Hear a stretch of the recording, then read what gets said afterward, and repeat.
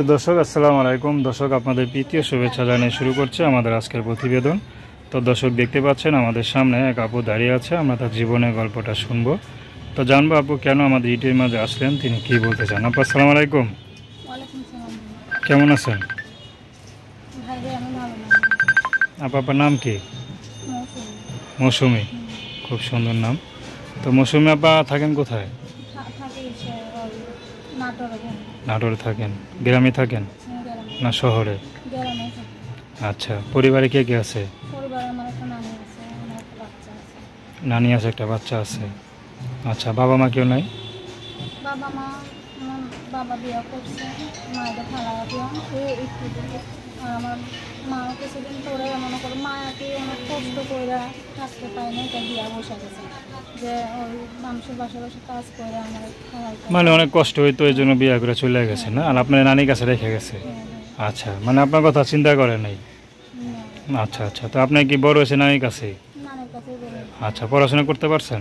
পড়াশোনা করছি, বিয়ে সাথে হয়েছিল?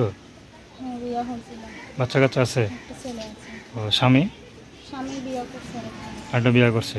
তো আপনাকে রাখছেন না ছেড়ে দিছে? না, আমাকে রাখে নাই। ওই বোনে এখন আমাকে ডিভোর্স দেওয়া দিচ্ছে। ও, আপনি কি চাইছিলেন যে ডিভোর্স হইতে বা? চাইনি ভাই, আমি বলছি যে তুমি এরেও রাখো, আমাকেও রাখো, আমাকেও খাওয়ান করণ দিয়ে, একেও খাওয়ান করণ দিয়ে, কিন্তু উনি তা করেনি। আর ওই যাক ছোটো বউ উনি মাইনা লেন, উনি কইছে যে না, ওনাকে রাখলে আমি থাকবো না, তাই উনি মনে করো আমাকে টানার দিয়ে দিচ্ছে। আচ্ছা আচ্ছা, তো এখন মনে করেন যে ইউটিউবে আসলেন, এটা কি উদ্দেশ্যে আসলেন? ইউটিউবে আসছি আমি একটা মনের মতো মানুষ সারা জীবন আমার পাশে দাঁড়াইলে, আর সে যদি আমাকে বিয়া শাদী করে আমি বিয়া শাদী বসবো, আমি নতুন করে জীবন শুরু করবো, আমি এই জন্য প্রতিবেদনে আসছি। আচ্ছা, আবার বিয়ে শাদী করবেন? সে যদি বিবাহিত হয়? বিবাহিত হোক বয়স্ক হোক সেটা আমার কোনো বিষয় না, সে যদি আমাকে সুখে রাখে, খাওয়ান করণ দেয়, আমি সারা জীবন তার পাশে থাকবো, তার সেবা যত্ন করবো।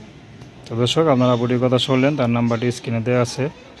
ও দর্শক আচ্ছা, তো দর্শক আমি তারপর নাম্বারটা বলে দিচ্ছি। তার নাম্বারটা হচ্ছে 01726345984। আমি নাম্বারটা আবারও বলছি 01726345984। তো দর্শক, প্রেম ভালোবাসা সাহায্য সহযোগিতা বিয়ে শাদী করা একান্ত আপনাদের ব্যক্তিগত ব্যাপার। তো আসুন আমরা 5 ওয়াক্ত নামাজ পড়ি, সর্বদা দেশের সেবা করি। আসসালামু আলাইকুম।